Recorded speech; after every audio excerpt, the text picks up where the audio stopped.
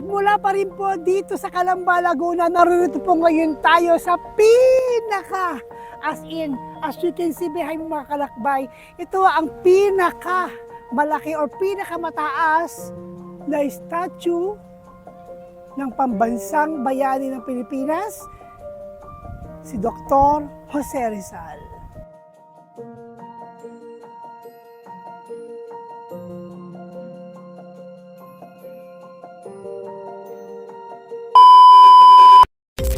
At para naman sa marami pang kwentong kalakbay at lakbayin, please follow my Facebook page. It's Kalakbay TV! And of course, meron din po tayong YouTube channel. It's Kalakbay TV!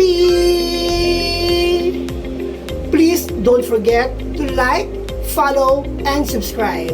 Thank you so much mga kalakbay! Be safe!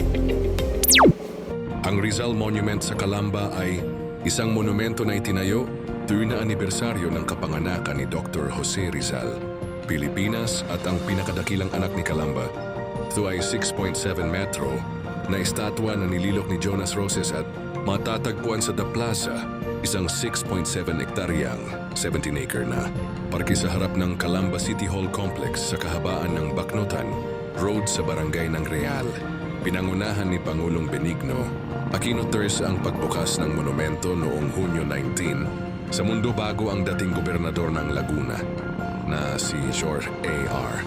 Pinasinayaan ni Ejercito Estriga ng isang 26 talampakang tansong monumento ng Rizal na nililok ni Jonas Roses sa Santa Cruz, Laguna para sa palarong pambansa noong 2014 na pinangunahan ng lalawigan.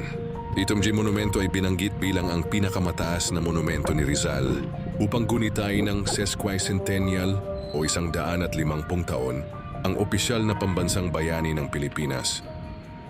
Mga kalakbay, ang monumentong ito ay sa harapan mismo ng munisipyo ng Calamba, Laguna. Mga kalakbay, dito din sa parke ng harap, monumento ginaganap ang taunang Buhayani Festival na nilalahukan ng ibang barangay dito sa buong nasasakupan ng Calamba.